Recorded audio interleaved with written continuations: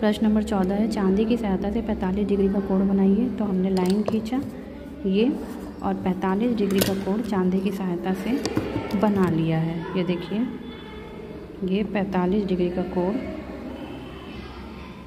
ये 45 डिग्री का कोण है चांदी की सहायता से। अब पटरी और प्रकार की सहायता से इसे 2 समान भागों में विभाजित करना है।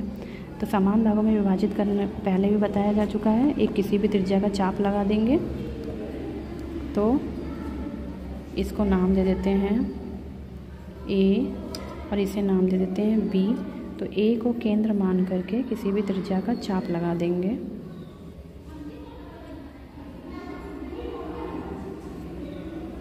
अब इसकी आधे से अधिक दूरी लेंगे।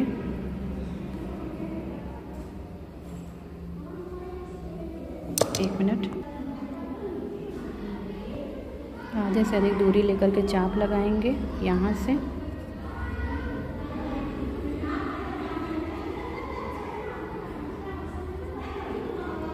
अब इसको मिलाती हुई रेखा खींच देंगे।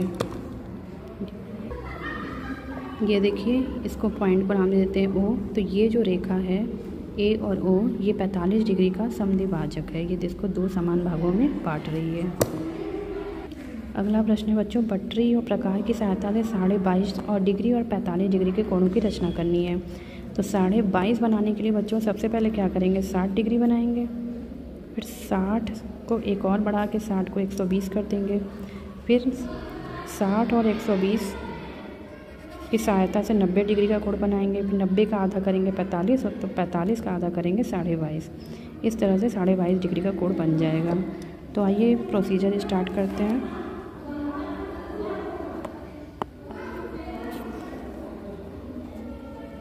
सबसे पहले 60 डिग्री का कोण बनाते हैं। बहुत आसान है बनाना ये।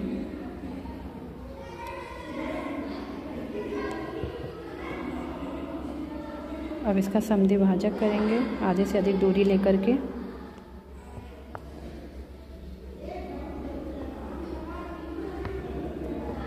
ये 90 डिग्री है। इसको स्केल से थोड़ा सा बड़ा कर लेते हैं। अब इसकी आधे से अधिक दूरी लेंगे, इसके और इसके बीच की। सॉरी बच्चों, अभी 90 डिग्री हो गया। अब हमें 90 का क्या करना है, आधा। तो इस पूरे का आधे से अधिक दूरी का चाप ले लेते हैं। ये देखिए, ये आधे से अधिक दूरी का चाप लगाएंगे। एक चाप इधर से लगाएंगे। ये हो गया 45 डिग्री। अब हमें 45 का आधा करना है। तो पहले एक रेखा खींचकर थोड़ा सा आइडेंटिफिकेशन बना लेते हैं डॉट डॉट करके। अब इसका आधे से अधिक दूरी का नाप लेंगे। एक चाप इधर से बनाएंगे और एक चाप इधर से लगाएंगे।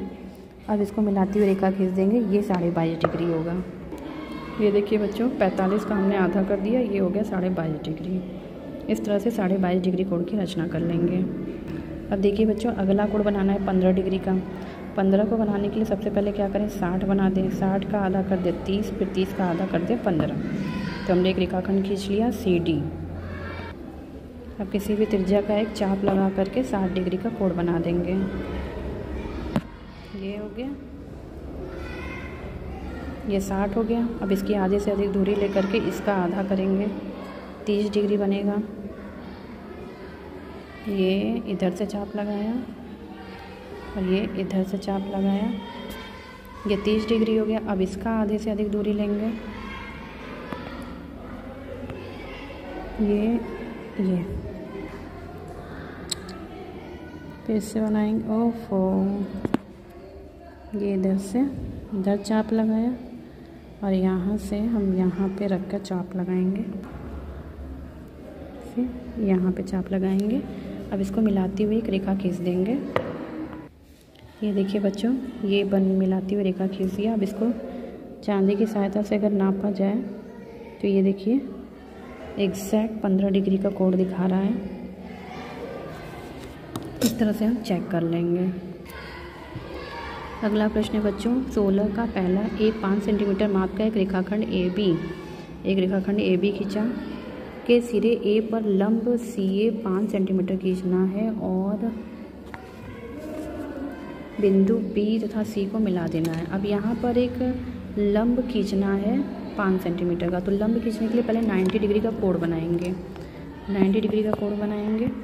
90 डिग्री का कोण बनाना आसान है। सबसे पहले 60 डिग्री बना लेते हैं। 60 डिग्री के लिए कोई भी माप का एक चाप लगाया। चाप लगाने के बाद ये बन गया 60 डिग्री। एक और 60 डिग्री बना देते हैं। 120 हो गया। अब इसका आधा करेंगे।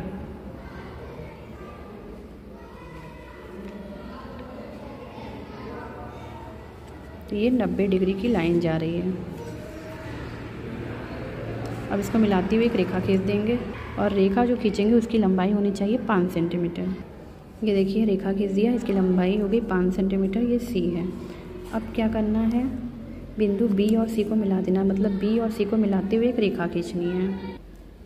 बी और सी को मिलाते हुए रेखाखंड खींच दिया। अब आगे क्या कह रहा है, कोण ABC और ACB को माप कर बताइए क्या दोनों बराबर हैं। तो चांदे की सहायता से जब इसको नापेंगे तो इधर से भी ये 45 डिग्री आएगा। ये देखिए 45 डिग्री कोण बना रहा है और इधर से ये जो है 45 डिग्री कोण बना रहा है। तो यानी कि यहाँ पर लिख देंगे कोण ABC बराबर कोण ACB, दोनों क्या है 45 डिग्री हैं और बराबर हैं। प्रश्न नंबर 17, एक 6 सेंटीमीटर माप का एक रेखाखंड AB खींचना है। इसके बिंदु A और B पर क्रमशः 60 डिग्री के कोणों की रचना पटरी और प्रकार की सहायता से करना है। माना ये बिंदु C पर मिलते हैं तो ACB को मापना है। तो हमने एक रेखाखंड खींच दिया। अब इसके बिंदु A और B पर 60 डिग्री का कोण बनाना है। तो 60 डिग्री का कोण बनाने के लिए किसी भी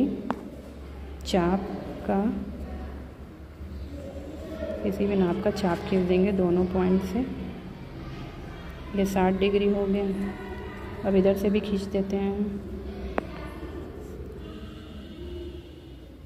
यहाँ से इसको चाप लगा देते हैं। ये 60 डिग्री हो गया। अब इन कोणों के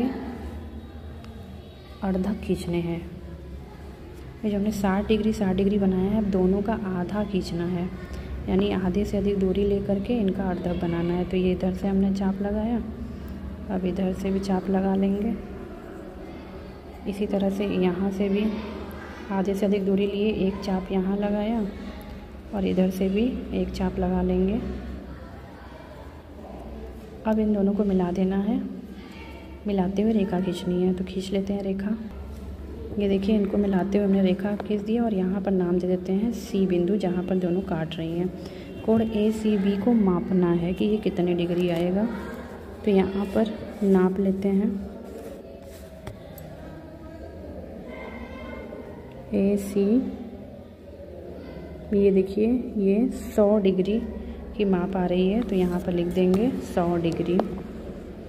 कोण ACB कितना है, कोण ACB बराबर 100 डिग्री। प्रश्न नंबर 18, पटरी और प्रकार की सहायता से कोणों की रचना करनी है। तो पहला 120 अंश का कोण। 120 अंश का कोण बहुत ही आसान है। एक रेखाखंड खींच लिया, उसका नाम दे दिया AB। अब किसी भी त्रिज्या का एक चाप लगा देंगे 60 डिग्री बनाने के लिए। ये 60 डिग्री।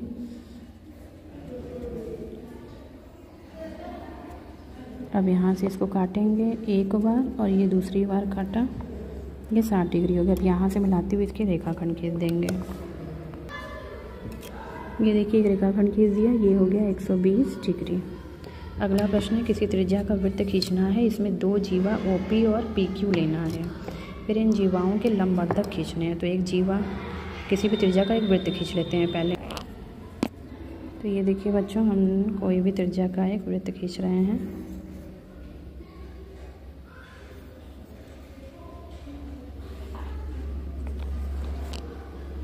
ये वृत्त हो गया। अब क्या करना है, इस पे कोई भी 2 जीवा ले लेना है, OP और PQ। तो 2 जीवा ले लेते हैं। ले लिया। अब इसका अर्धक करना है। ये 2 जीवा हो गए। अब इनका अर्धक करने के लिए क्या करेंगे, आधे से अधिक दूरी लेंगे इनकी लंबाई का और चाप लगाएंगे यहाँ से, फिर यहाँ से। इसी तरह से इधर से भी चाप लगा देते हैं यहाँ से और यहाँ से। इस चाप को थोड़ा लंबा कर देते हैं। अब दोनों को मिलाते हुए रेखा खींच देते हैं। इसके अर्धक को मिलाया, इसके अर्धक को मिलाया, दोनों एक दूसरे को काटते हैं M पर। ठीक है, एक त्रिभुज की रचना हो गई। अब इसको पता करना है कि क्या ये M वृत्त का केंद्र है। तो इसकी दूरियों को नाप लेते हैं। अगर दोनों बराबर आएंगी तो ये वृत्त का केंद्र होगा। तो ये देखिए इधर से नापा और इधर से नापा, दोनों तरफ से 3 सेंटीमीटर आ रहे हैं, यानी ये वृत्त का केंद्र है। यहाँ लिख देंगे। क्या एम वृत्त का केंद्र है? हाँ, एम वृत्त का केंद्र है। थैंक्स फॉर वॉचिंग बच्चों। Please like share and subscribe my channel.